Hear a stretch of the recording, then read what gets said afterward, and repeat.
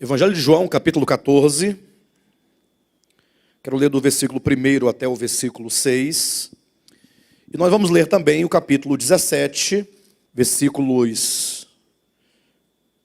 21 e versículo 23. Leamos.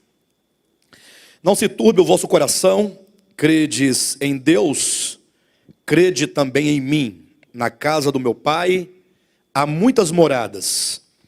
Se assim não fora, eu vou-lo teria dito, pois vou preparar-vos lugar.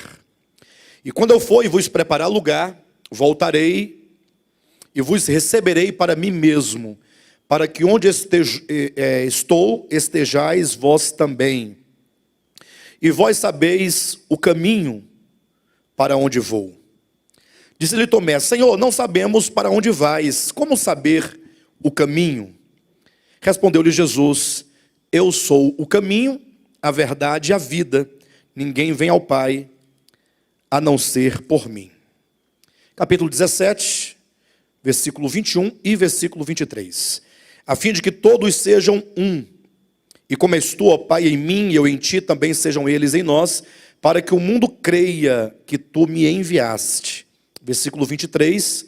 Eu neles e tu em mim, a fim de que sejam aperfeiçoados na unidade, para que o mundo conheça que tu me enviaste e os amaste, como também amaste a mim.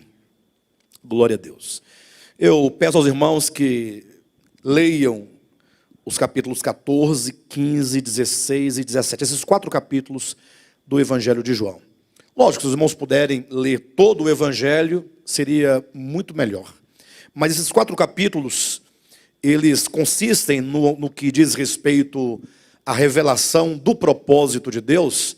Esses 4 capítulos, eles são como o coração de toda a Escritura, no que tange a revelação. São capítulos extremamente importantes e, no entanto, a sua importância são capítulos muito negligenciados pela igreja, pelo povo de Deus, de uma maneira geral, que talvez em razão do costume de uma leitura muito superficial, ou leitura de versículos, acontece que as pessoas não compreendem o que esses capítulos querem dizer. Eles dizem muito, mas muito mesmo, no que diz respeito à experiência espiritual, à obra de Cristo, o caminho que devemos seguir.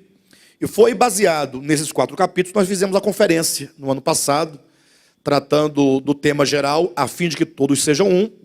Lógico, uma conferência, sendo 4 ministrações, 4 dias, não dá para esgotar, senão falar os pontos essenciais do que diz nesta porção. Por isso nós propomos aqui essas quartas-feiras, para podermos tratar de maneira particular de cada aspecto do que foi dito na conferência. E nós então, apresentando Cristo enquanto a vida, enquanto a verdade e enquanto o caminho, fora da ordem, né? Aqui do capítulo 14, versículo 6, chegamos até Cristo enquanto o caminho. E quando se fala de Cristo enquanto o caminho, e a própria palavra caminho já traz consigo a ideia de que para o homem voltar ao Pai, porque aqui diz, ninguém vem ao Pai, ou seja, o Pai é o alvo, o Pai é o lugar para onde Cristo quer nos levar. É preciso palmilhar este caminho. E infelizmente a cristandade, em razão das teologias sistemáticas, chegou à trágica conclusão de que Cristo ser o caminho implica tão somente você crer nele naquele sentido tradicional de acreditar, e não no sentido específico da palavra, crer, como abordamos semana passada, que significa receber Cristo.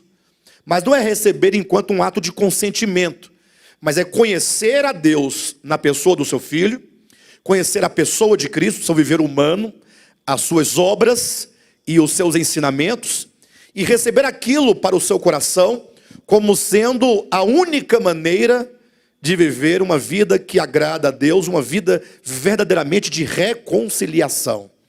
Nós tocamos então, quando falamos de Cristo enquanto o caminho, da experiência da salvação, que é uma questão muito séria, porque todos nós temos um objetivo de fé. Qual que é o nosso objetivo, senão, como diz o apóstolo Pedro na sua epístola, primeira epístola, salvo engano, que o nosso objetivo é a salvação da nossa alma, não é? Como